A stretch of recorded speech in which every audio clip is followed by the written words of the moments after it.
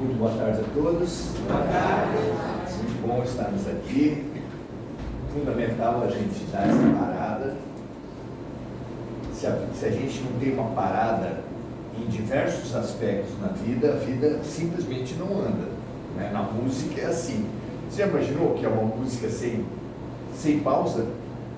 Aquele silêncio antes de começar a apresentação musical faz parte. O silêncio interior para poder ouvir, porque às vezes tem tanto barulho dentro da cabeça que você nem ouve o que está fora.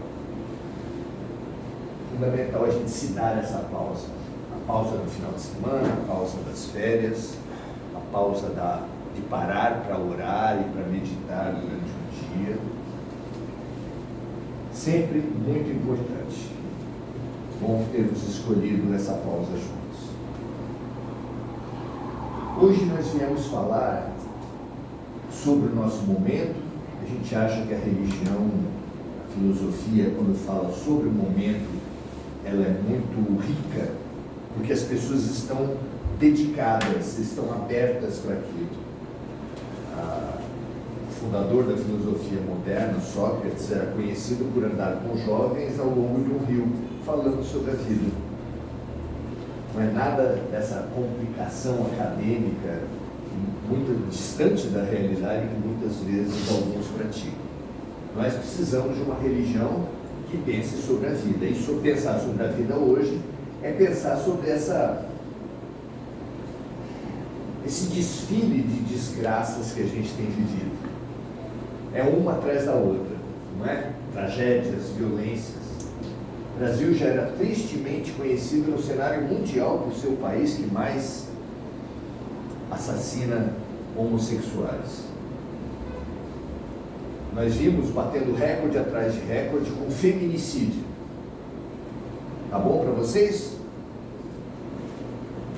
A gente achava que já era suficiente, né? Saímos de 2025 com duas grandes guerras, não acabou, e já entramos em 2026 com novas guerras.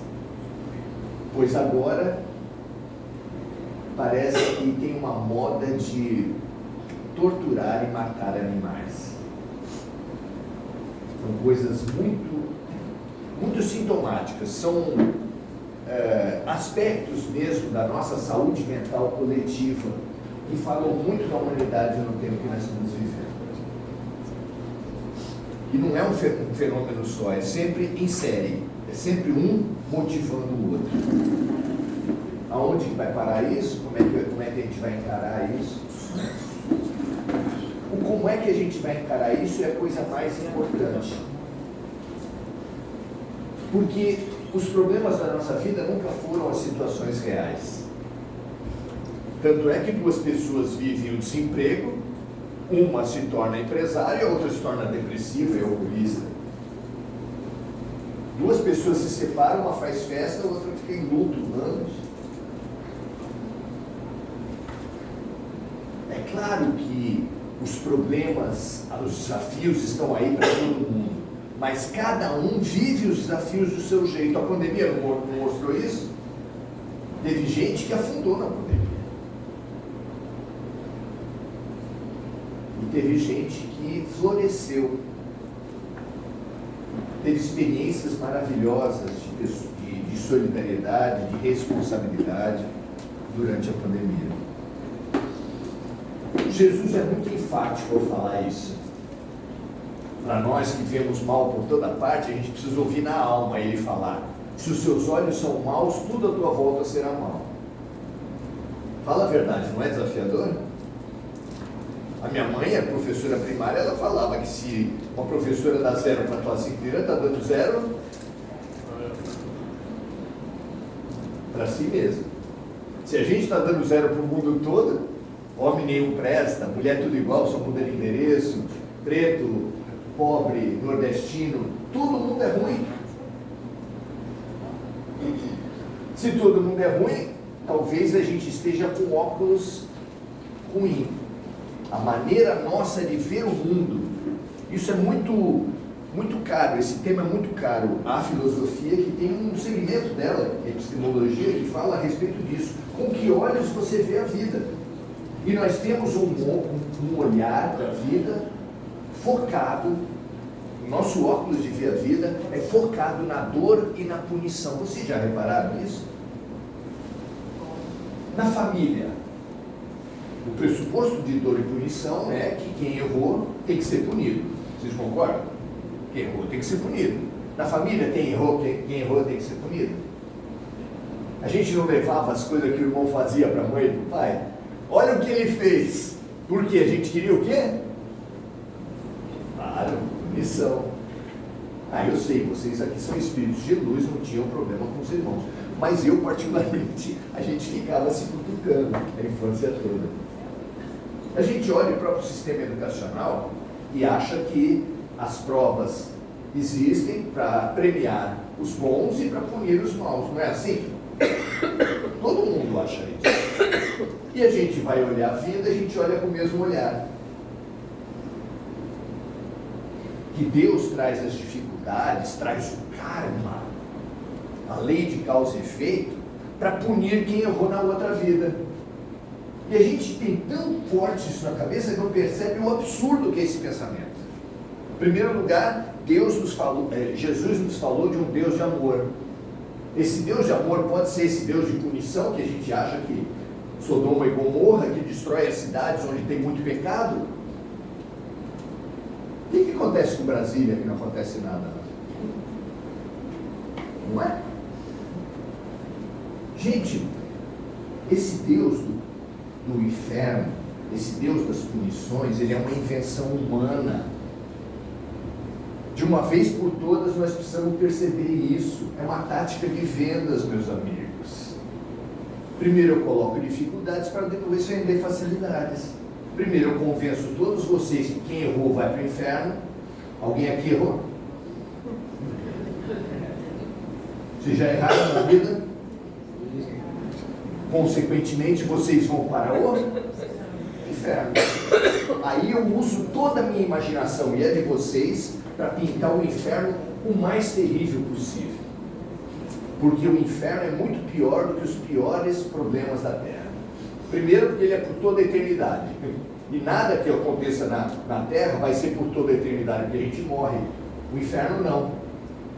O inferno você vai ficar no azeite quente, sendo torturado pelo pior ser já engendrado pela imaginação humana, o diabo. E por toda a eternidade. Tem coisa pior? Quando vocês são absolutamente aterrorizados e se sentem totalmente culpados, eu ofereço a saída do inferno. Paguem o dízimo e tudo se resolverá. Cumprem as indulgências e tudo estará certo. Pratique os ritos que o sacerdote colocar em nome de Jesus, apesar de Jesus jamais ter falado em indulgência, jamais ter falado em penitência, em fazer 200 Pai Nosso, 200 Ave Maria, daí você sai para pecar tudo novamente. Nunca. Isso é tudo criação humana. Para quê? Para ter as pessoas nas suas mãos. Imagine que nós tivéssemos uma cidade tão pequena que aqui fossem os habitantes dessa cidade. Eu fosse o sacerdote e eu soubesse de todos os erros de vocês. Todos. Eu teria algum poder sobre vocês? Ela é uma comerciante, rica, está precisando trocar o teto da igreja. Pois é, a senhora não quer contribuir? E agora está difícil, ela vai falar com todo comerciante, o comércio está ruim, caiu muito a renda. Pois é. Aí eu dou uma parada na conversa do telhado e começo a falar sobre aquele problema que ela me confessou. Depois eu volto no telhado, aí ela para. Poder, informação não é poder? Ora, claro que sim. Existem esquemas de poder nas religiões e em todas as instituições. Claro, o Espiritismo tem deturpação, tem interesses. A gente que podia estar sendo muito arrogante com outras religiões, veio um personagem, um profeta, chamado João de Deus, lá de Abadiânia, para a gente ficar mais humilde. Onde tem seres humanos, tem deturpação, tem jogo de poder, tem dominação. Então a gente precisa sempre ficar ligado, nunca ficar idolatrando as pessoas, sempre ficar preocupado com que olhar eu vejo o mundo. E o nosso olhar tem sido o olhar da dor e da punição. E é especialmente importante nós aceitarmos que nós temos esse olhar da dor e da punição. Cada vez que aparece um crime, porque sempre tem um crime famoso, o último crime, a gente assiste na televisão e automaticamente a gente já pensa o quê? O que precisava acontecer com o abençoado? É ou não é? Na mesma hora, ou no dia seguinte no trabalho, com os amigos, as rodinhas se fazem para fazer um concurso de torturadores. Um fala uma coisa que precisava acontecer, o outro fala é pouco. Mas, e aí aquele concurso de punições, e dores e torturadores. Isso não acontece com vocês? É só lembrar dos últimos crimes e dos comentários que se fazem. Nós temos uma crença na dor e na punição.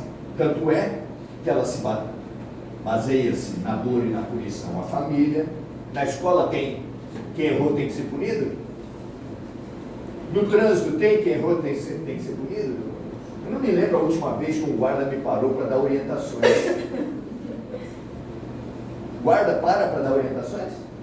Eles estão muito preocupados em bater meta de punição. E fora o sistema por excelência da punição, que é o quê?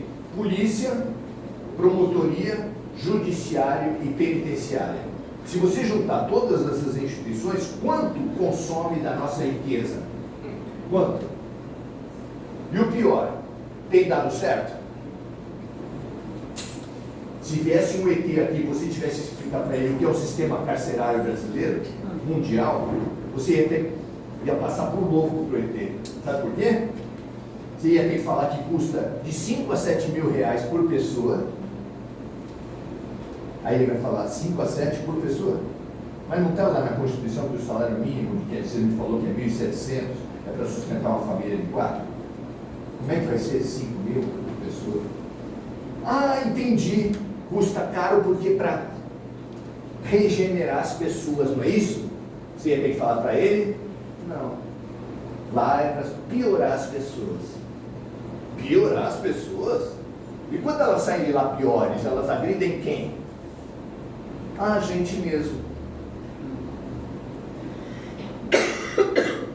Aí você faz um cálculo de uma pena de 10 anos de prisão, a 5 mil por mês, e você faz um cálculo de quanto você está pagando para o cara te matar mais, te torturar mais, pegar mais teus filhos, tuas filhas. É lógico isso?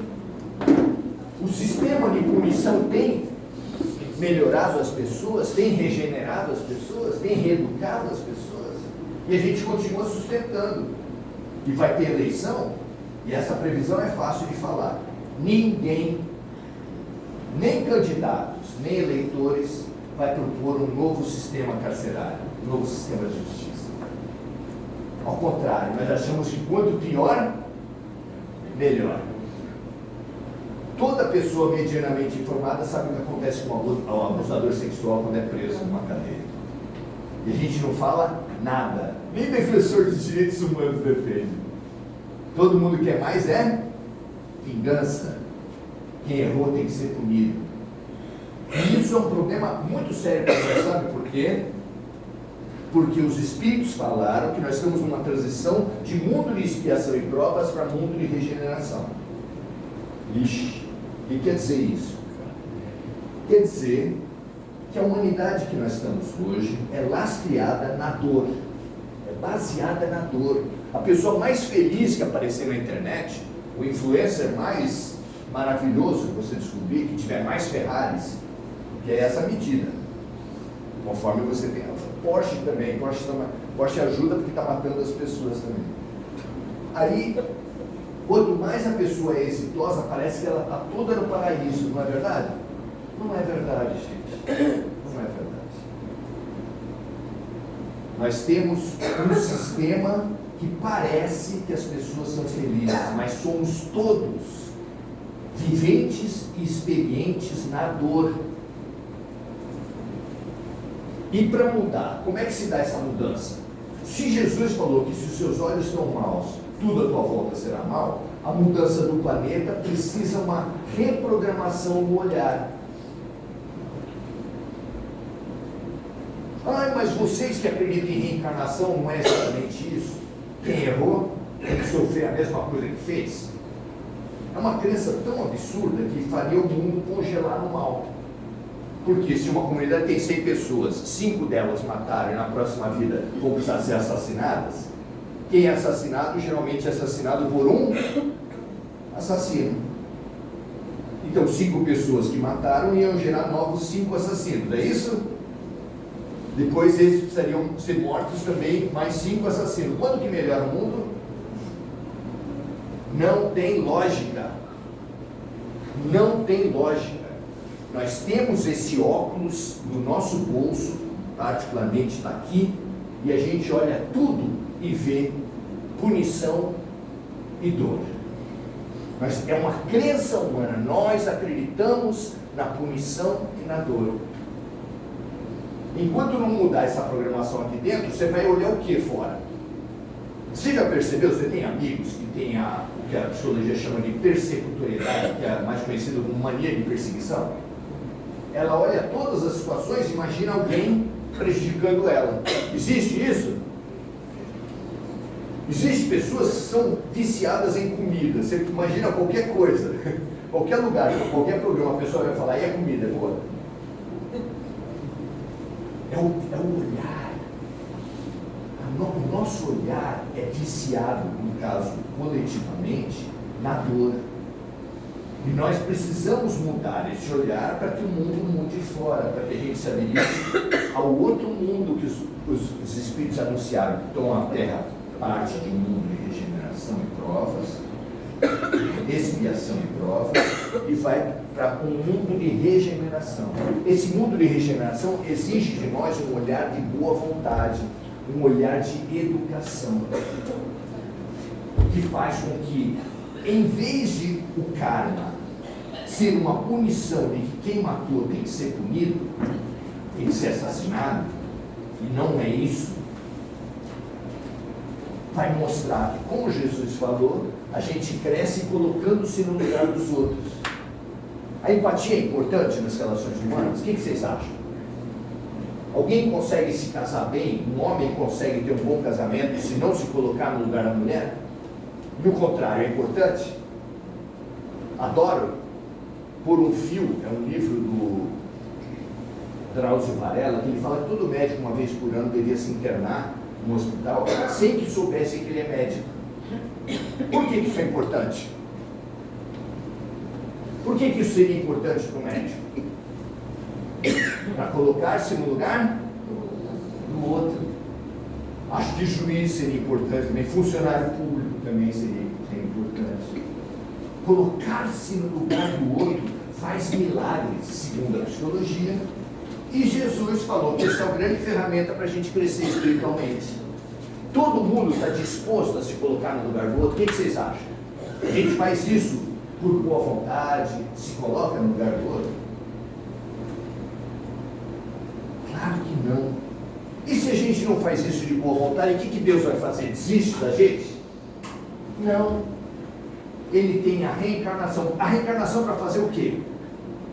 Para aquele homem orgulhoso, que acha que mulheres são seres inferiores, que por ser inferiores precisam ser punidos, naturalmente. Pode ser que, se ele não aceita a mudança da empatia pela boa vontade, que ele precise renascer. E o rico? Renascer? E o racista? Renascer?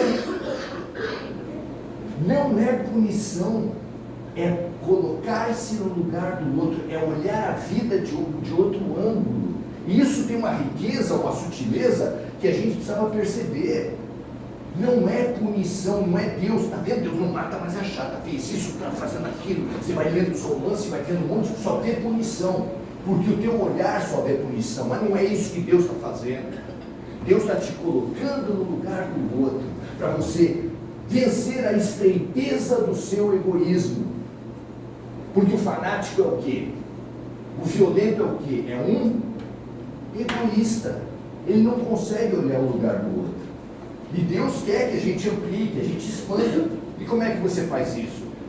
Pela boa vontade, pela compaixão, pela empatia. Como a gente não tem essa boa vontade ainda, Ele precisa nos colocar no lugar do outro. Ele pega a gente, que só vê a vida nesse ângulo, e coloca nesse outro para expandir, para compreender melhor. Isso é muito importante. Reencarnação não é o inferno dos espíritas. Reencarnação é Deus ensinando. Eis o outro óculos que você pode olhar a vida. Estamos numa escola perfeita, onde absolutamente tudo é didático, tudo é lição. Tudo nessa escola é lição. Puxa, mas então o professor está gritando muito, a lição está forte. Mas quando o aluno não aprende com a didática mais suave, o professor vai buscando outras mais vigorosas. Deus está precisando dar uma chacoalhada na gente, porque a gente, tendo olhos, não vê, e tendo ouvidos, não ouve. É isso, só isso. É o mesmo que você faz com o teu sobrinho, com o teu filho, que dorme muito, especialmente quando é hora de ir para a escola. Você desiste do filho? Desiste do sobrinho? Claro que não. Você começa com: meu amor, está na hora de ir para a escola, não é? Não rola. Amore. O último passo que você tem, eu não sei se é bater panela, abrir janela, arrancar cobertura, o que você faz, mas você vai crescendo. Por quê? Porque ele não tem ouvidos de ouvir, e você precisa não desistir. E Deus não desiste nunca de nós. Então nós precisamos de um outro olhar sobre os criminosos. Vocês estão prontos para um outro olhar sobre os criminosos?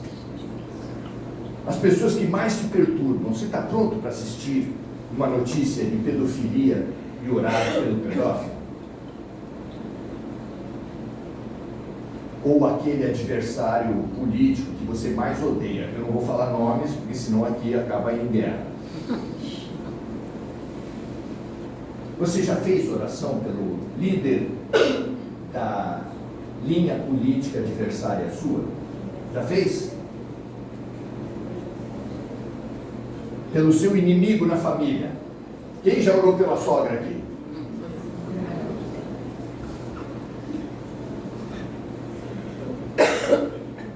Eu adoro, muitos de vocês já me ouviram essa citação, mas um psiquiatra, espírita, palestrante famoso, que quando vem uma pessoa se queixar muito de uma outra, ele fala: doeu, é teu. Doeu, é teu. Sabe, escolhe aí, é fácil. Qual a pessoa que mais te incomoda? Ouça essa frase agora: doeu, é teu. Essa dor tem a ver com você. Essa dor está apontando em você coisas que você precisa melhorar. É o teu óculos que está selecionando isso. Será que a gente tem maturidade para isso, ou a gente ainda está na acomodação de que, não, é porque o outro não presta? Ainda estão dividindo o mundo entre bons e maus, e os maus têm que ser punidos. Como você, conscientemente ou não, você sabe que você já errou, o pau que bate em Chico, bate em Francisco. Então, se você está punindo, está dedicando dor para quem erra, e você sabe que errou, você também sabe que você não é digno de ser feliz. E aí começa o auto-boicote. Cada chance que tem de você dar certo, alguma coisa dá errado. Isso acontece? Puxa, eu estava pronto para dar certo e deu errado. A gente mesmo acha que não é digno de ser feliz. Por quê? Porque quem errou tem que ser punido. Porque nós inventamos isso. E assim nós não vamos sair do mundo de regeneração, porque aí a gente está viciado na punição, viciado na dor.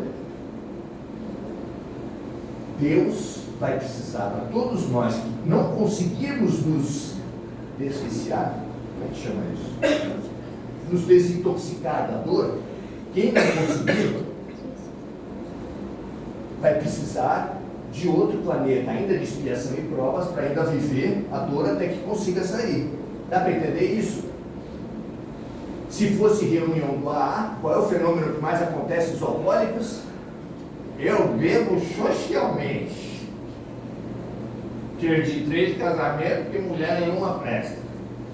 Perdi 5 empregos porque todos os meus chefes me perseguem. Enquanto ele achar assim, ele tem saída? O objetivo aqui hoje foi que a gente conseguisse perceber-se viciado na dor, viciado na punição. Se você tiver condição de já perceber que está viciado, você abre, como pro alcoólico, uma possibilidade de cura. Quando você reconhece que tem um problema, você abre-se a cura. É lindo isso. A história que vinha até ele reconhecer-se alcoólico é um divisor de águas na vida de um viciado. E para nós, tem saída? Tem jeito para nós? Precisamos nos desintoxicar da mágoa, da culpa, da dor e da punição. Como eu faço isso? Expandindo o olhar. Se você tivesse um bebezinho na tua família, 1 ano de idade, e ele soubesse falar lucidamente, e ele tropeçasse para aprender a andar e falasse assim: vó, me perdoa por ter tropeçado e caído, o que você falaria para ele? Filhinho, não tenho que perdoar. Todo mundo que está aprendendo a andar, cai. Ah, mas eu falei agora e errei uma sílaba, você me perdoa?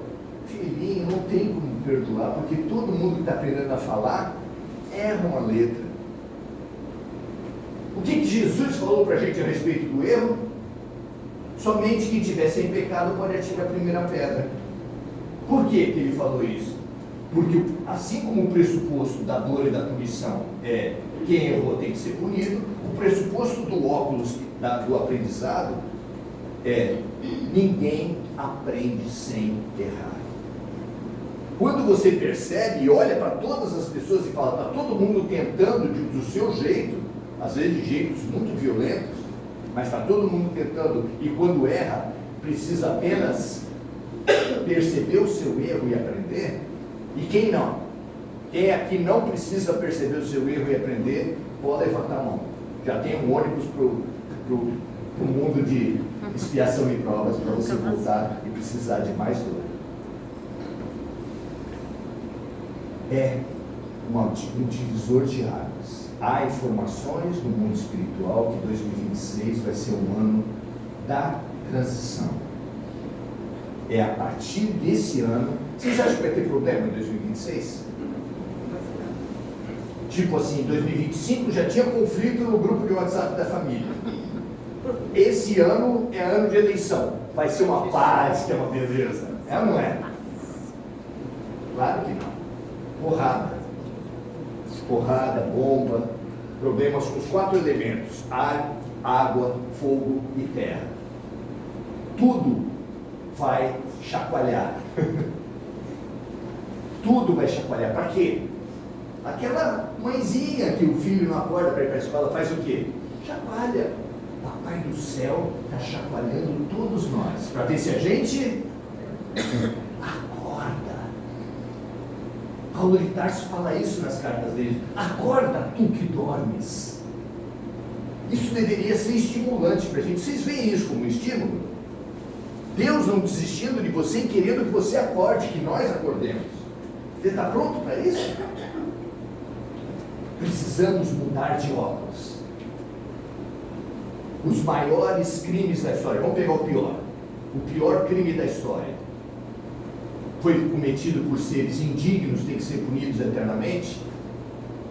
Aquele que sofreu o pior crime da história, no momento último, quando ele estava expirando, quando ele estava sendo finalmente assassinado, depois de torturas e humilhações terríveis, ele pediu a Deus: perdoai-os, eles não sabem o que fazem.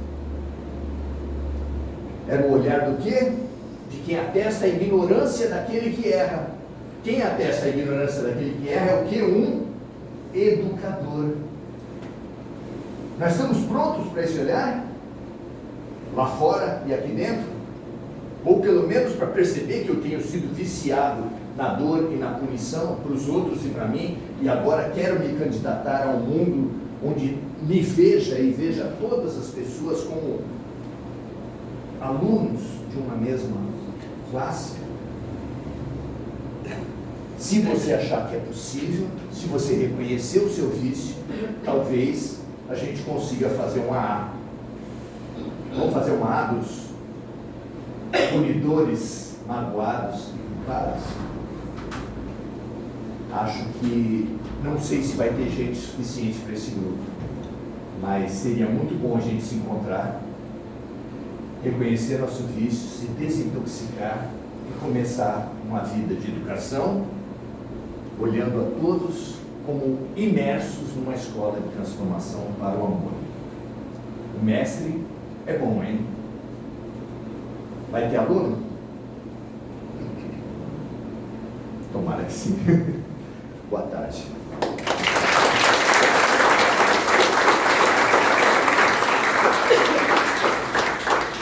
Nós temos alguns livros que vieram por nosso intermédio, que ajudam a gente a pensar nesse renascimento, nesse acolhimento da criança interior. Um deles pega os dois livros mais populares do Ocidente, a Bíblia e o Pequeno Príncipe, e faz uma releitura do Pequeno Príncipe a partir do Evangelho de Jesus. Outros livros ajudam a fazer o Evangelho no lar. Minha amiga, meu amigo, se você não faz o Evangelho no lar, você está deixando a sua família exposta a ataques espirituais, mais ainda do que todos. Faça o Evangelho no lar. Se você tiver evangélicos em casa e quiser chamar de círculo bíblico, está tudo lindo. Se você tiver católicos e quiser chamar de terço, está tudo certo. O que precisa é você trazer a luz para dentro de casa. Então, a gente oferece os nossos livros, todos os nossos livros têm a renda integralmente voltada para projetos sociais. Muito obrigado. Pode continuar.